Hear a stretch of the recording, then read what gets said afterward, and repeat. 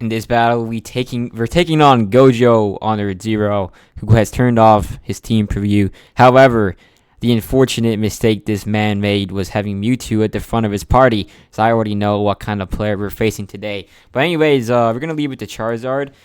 Typically what I do is actually leave it to Hatterene, anticipating some sort of like entry hazard Pokemon. But really, I can just switch into it if I see that happening because I got that magic bounce. So, it's going to shut him down anyways. And it's not like one of those Pokemon you got to Mega Evolve to get Magic Bounce. I think that's the majority or a good amount of the viable Magic Bounce Pokemon like Diancie and Sableye. But there are some other ones like Espeon and Xatu. But this is clearly the most superior one because it actually, like, you want to have a defensive Pokemon with Magic Bounce most of the time. Like offensive, it can work with Mega Absol against like prankster Pokemon sometimes. But that's it. Anyways, we're leading with the Charizard.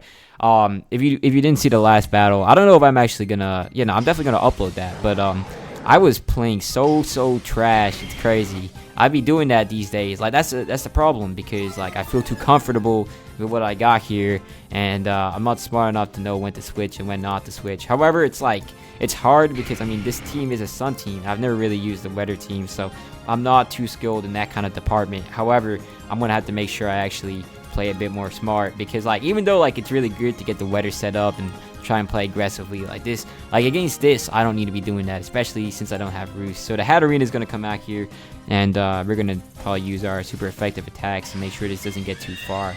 Could actually get far though, not gonna lie. Get Dragon Claw, it's not a problem. I feel confident that I can Calm Mind on this. Maybe we'll get a sweep. Really, the only reason I'm still kind of battling with this team right now is because I really want to see Venusaur do something, although I really haven't found myself that opportunity yet. But hopefully we will soon. Anyways, on the Skarmory, I'm going to Mystical Fire. He's going to have Sturdy most of the time, which will kind of shut down my my attempts. And he might even have Whirlwind or even Steel Wing. Wow, not a common sight. Although, that's not an issue. We take those for days, to be honest. Oh, he doesn't have Sturdy. Maybe that's a hidden ability. I think he has Keen Eye. That's the alternate ability that Skarmory can get, which is nowhere near as good as Sturdy can be.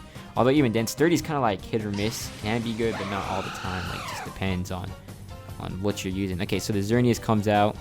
We got Heatran, so I don't believe this will get too far. Do I Drain and Kiss though, or do I Psychic? I guess I Psychic here. Oh, he's not even going to go for the Geomancy, which is crazy. He's going to go for the Moonblast, which still should do a lot. Yeah, it does, actually. Yeah, that's not even good damage. Maybe I'll switch out here, to be honest. I don't think there's a 1v1 I want to be part of when I got the obvious Heatran switching. I'll definitely take this opportunity to set up my rocks, because that's definitely going to help with any sweeps I want to do. But yeah, I definitely need to improve when it comes to using Weather teams. I got to be more patient. At a higher level battle, I'll be playing a lot smarter. But right here, it's just so much easier to get lazy, to be honest. So, that's that. Okay, time to set up the rocks.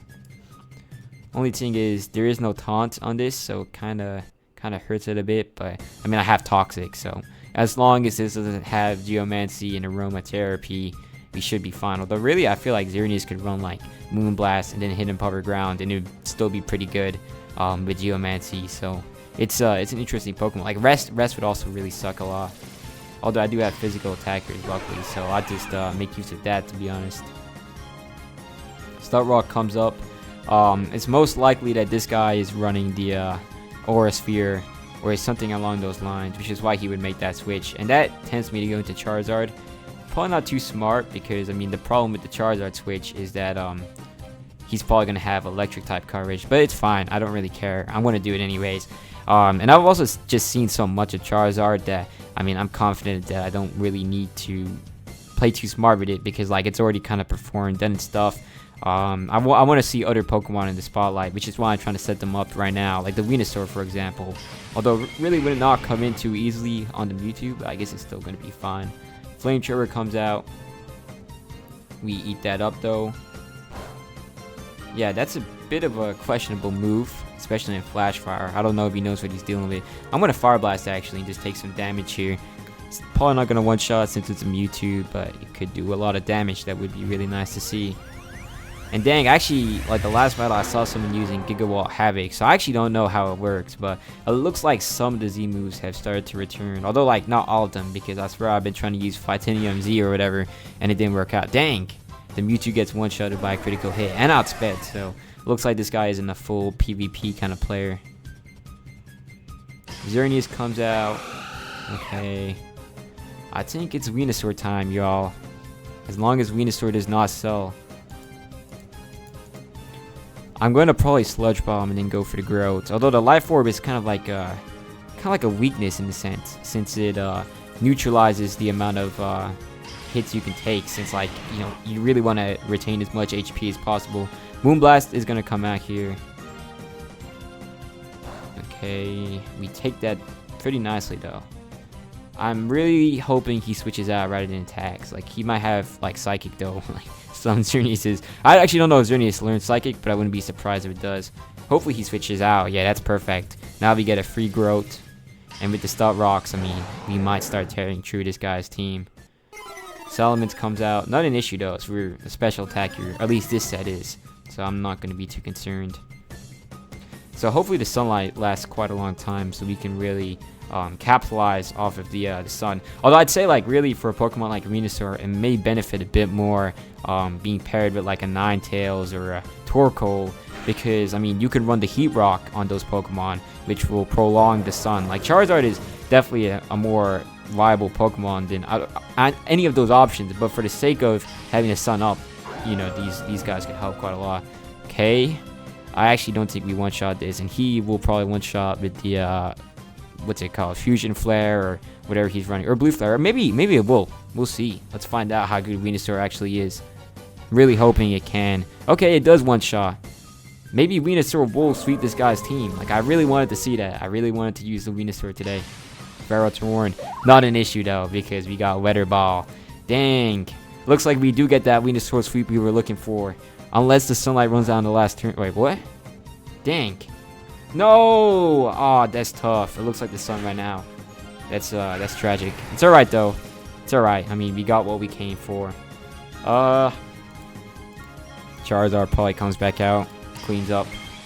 I mean, the only problem is, like, I really don't feel too confident going out for the Fire Blast, since it does have that inaccuracy. But I gotta respect the damage. Like, the damage is a lot of fun. Like, we wouldn't need it here, because this guy's gonna die to Flame Trigger anyways, but or Weather Ball too. Although, like, I mean, against something like that, Mewtwo probably didn't matter quite a lot, since it gave us the extensive damage benefit we needed. Okay, to switch out on the Fire Blast is never a smart idea. Xerneas is not living unless he misses. Unless Charizard misses, Xerneas is cooked, and then we definitely win, because, dang, yeah, that looked powerful too. Like, I do like the animation. I mean, like, in the anime though, like, or I guess in some of the games too with Fire Blast, I don't really like how it looks compared to Flamethrower. Like, Flamethrower just looks more powerful. Actually, I don't know, because it's like, it's supposed to be a Japanese symbol for like big, I'm pretty sure. Like, if you've looked at Fire Blast, it's like a star almost, but not like, I don't know. Like, I like it. I like this animation quite a bit more, because it just looks so it looks like a blast. Like, it really looks like it does damage. And he's gonna go for the Dynamax. It's not gonna save him though. If it saves him, that'll be crazy, because I mean, bro, the sun's up. There's a fire type attack. There's no way that Ferrothorn can actually outlive the Charizard, unless it misses. Okay, it does miss. That's not an issue though. He's not taking out Charizard. This is not a woman. And dude, what is this? The Dynamax is still broken. It doesn't matter though. As long as this doesn't miss, he's done for. And it should land. It really should land. This is a good time to miss. I'd rather miss against this than miss against a Pokemon like Mewtwo. Okay, there it goes. There goes Ferrothorn. So yeah, that was kind of a bit of a Venusaur clean, but yeah, that right there is going to be GG. Good game.